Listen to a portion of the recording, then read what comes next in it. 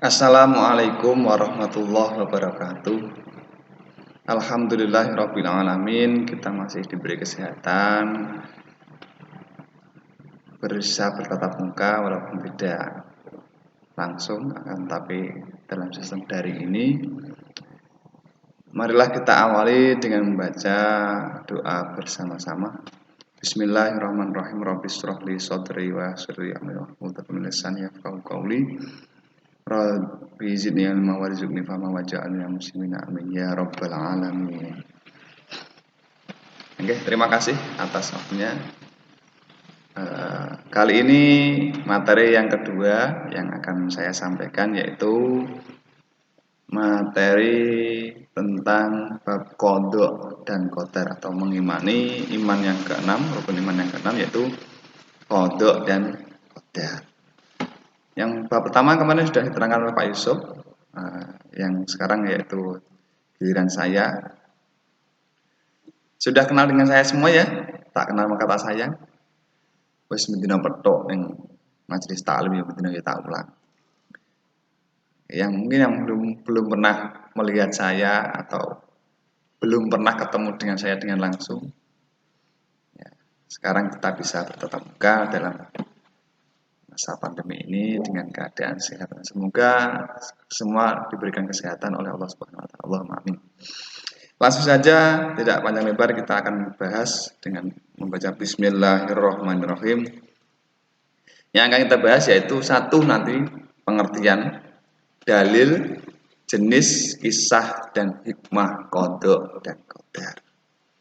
Padha karo takdir intinya. Bismillahirrahmanirrahim. Antu'minu billahi wa malaikatihi wa kutubihi wa rusulihi wal yaumil akhir wa tu'minu bil qadri wal khairi wa syarri. Qadha dan qadar merupakan rukun iman yang keenam. Sebagaimana sabda Nabi Muhammad SAW ketika ditanya malaikat Jibril. Maksudnya dalam arti di atas yaitu hendaklah kamu percaya kepada Allah, malaikatnya, kitab-kitabnya, rasulnya, hari akhirat, dan beriman pula kepada qadar atau ketentuan baik dan buruk. Hadis riwayat Bukhari Muslim. Kita lanjutkan pengertian qadha dan qadar. Dalam bahasa, qadha yaitu hukum, ketetapan, keputusan, perintah, kehendak, perwujudan, pemberitahuan, dan penciptaan.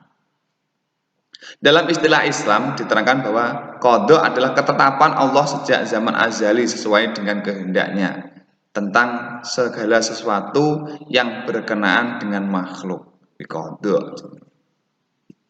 Contoh usia, umur. Contoh lagi penciptaan bumi. Dan itu sudah ketentuan dari Allah. Qadar. Dalam bahasa, qadar berarti hukum, kepastian, peraturan, dan ukuran, ketentuan sesuatu perkara mengikuti kadar tertentu. Kamu keputusan dari Allah, dari iki keputusan kadar tertentu yaitu keputusan yang diambil untuk kemaslahatan daripada seseorang itu. Dalam istilah Islam yaitu perwujudan kehendak Allah terhadap semua makhluknya dalam kadar dan berbentuk tertentu sesuai dengan irodahnya. Irodah itu kemampuannya.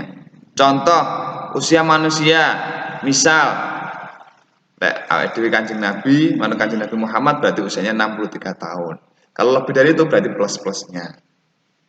Tambahan dari Allah, qadarnya dari Allah. Contoh lagi, ketentuan Allah sejak zaman azali bahwa manusia akan diciptakan untuk mendiami bumi sebagai ketetapan atau sebagai khalifah. Lanjut, takdir, qadar adalah ketentuan suatu peristiwa yang terjadi karena pilihan makhluk itu sendiri yang akan dipertanyakan dan dimintai pertanggungjawaban oleh Allah di mahsyar kelak. Takdir sing mau lakoni, sing pengen mau lakoni, terus ditetapkan oleh Allah, itu jenenge takdir. Yang akan dipertanyakan oleh malaikat dan dimintai pertanggungjawaban oleh Allah. Ini dalilnya. Bismillahirrahmanirrahim. Inna kulla syai'in khalaqnahu biqadarin. Sesungguhnya kami menciptakan segala sesuatu menurut ukuran. Jadi Gusti Allah ngkai takdir ya sak mampunya. Gak mungkin Allah itu memberikan takdir tidak sesuai dengan kemampuan. Dalil takdir ada 3. Quran surat Al-An'am ayat 59, Quran surat Maryam ayat 21, dan hadis Nabi Muhammad SAW. Hukum beriman kepada qada dan qadar. Yang pertama yaitu hukumnya wajib mempercayai dan meyakini bahwa Allah mengetahui segala perkara yang akan berlaku kepada semua makhluk. Intinya fardu atau wajib. Allah juga telah menetapkan ketentuan tertentu dan tiada suatu perkara pun yang terlepas daripada ketentuan Allah Subhanahu wa taala. Setiap muslim juga wajib beriman bahwa perkara yang berlaku merupakan pelaksanaan ketentuan Allah yang telah termaktub sejak zaman azali. Ini cerita dari Sayyidina Ibnu Abbas radhiyallahu anhu.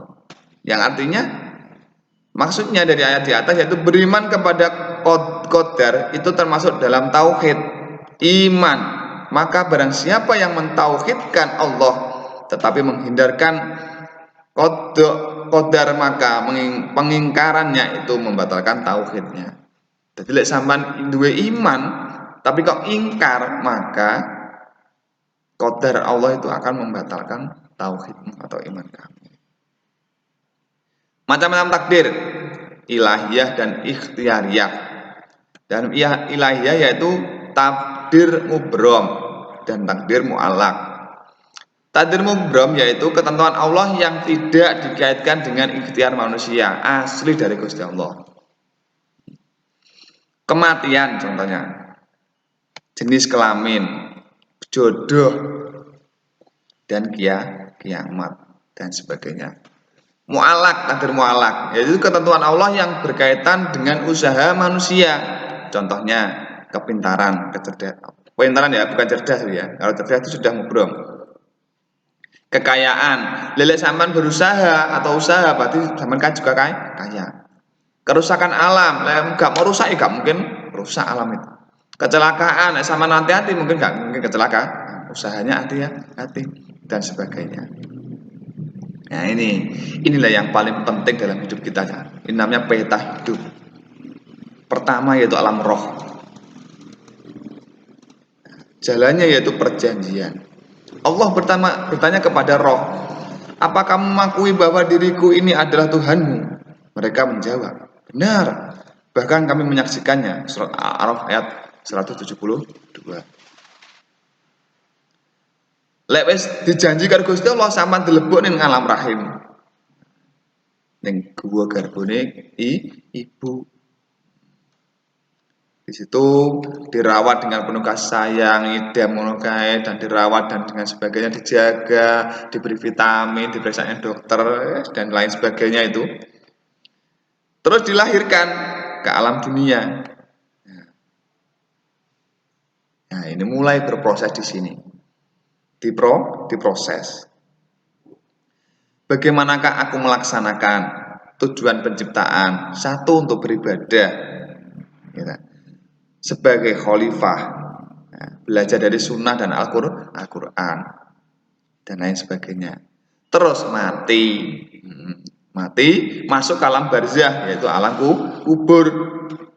Tiap-tiap jiwa akan merasakan mati. Ya Allah, hindari aku dari azab kubur. Widungana dhewe kabeh di alam dunia. Kita belajar dari sunnah dan Al-Quran. Wis mati, nanti akan dibangkitkan lagi kepada alam mahsyar, yaitu di padang mahsyar. Ya, kalau sudah di padang mahsyar, jadi kuncinya di surga dan neraka. Leles kuwi namanya takdirnya takdirmu mubram dan takdir berikhtiar atau mu'allaq. Lewis kono berarti awake dhewe karek ngubengi piye? Dalam artian kita harus tahu bahwasanya di dunia ini adalah takdir ikhtiar yang harus kita ikhtiari, berusaha untuk mencapai surga. Tuh contohnya. Takdir menurut waktunya. Ada takdir am, sebelum penciptaan alam itu yang dijelaskan terdahulu yang tertulis di Lauhul Mahfuz. Bisa ditulis, takdir ini tidak berubah, bahkan Lauhul Mahfuz adalah umul kitab. Jadi takdir awal. Takdir rezeki, ajal, dan amalan sebelum diciptakannya makhluk. Berarti sak durunge sampan ning gua garbone ibu, sama sudah di rohmu sudah dicanangkan bahwa dua-duanya ini sudah dikaitkan dengan takdir.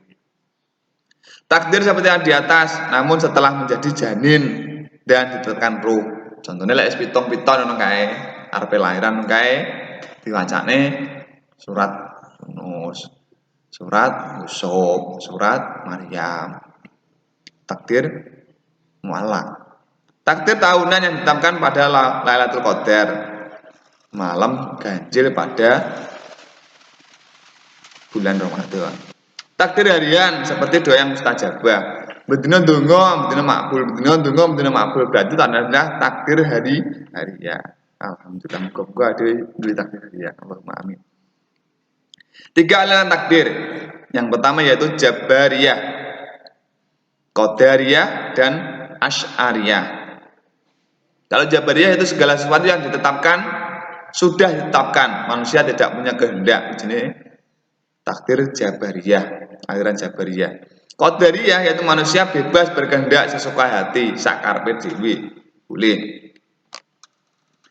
Asy'ariyah yaitu menengahi, ada yang pasti tetap tak bisa diubah dan ada yang bisa diusahakan untuk diubah. Takdir ikhtiaran. Semua aku munggah kayak musibah Aceh kemarin, kekeringan, tsunami. Bagaimana menyikapi musibah? Hikmahnya kita beriman kepada hari qada dan qadar. Melatih diri untuk banyak bersyukur dan bersabar. Menjauhkan diri dari sifat sombong dan putus asa, jelas. Memupuk sifat optimis dan giat bekerja. Menenangkan jiwa. Selain itu hikmah lainnya adalah bertambah yakin kepada kekuasaan Allah. Tidak sombong apabila berjaya, tidak kecewa apabila gagal, mendorong kita berusaha dengan rajin dan istiqomah berterusan atau berkesinambungan. Bersyukur apabila memperoleh nikmat, Allahumma amin. Tabah menghadapi cobaan. Insya Allah itu kalau kita iman kepada qada dan qadar. Walhamdulillahirabbil alamin. Semoga apa yang saya sampaikan bermanfaat. Kurang lebihnya saya mohon maaf. Kalau ada yang tidak paham silahkan ditanyakan di kolom komentar atau langsung ke WA nomor saya. Bisa dicatat nomornya 082 3022 64890. Terima kasih atas waktunya. Kita akhiri dengan bacaan Alhamdulillahirabbil alamin. Assalamualaikum warahmatullahi wabarakatuh.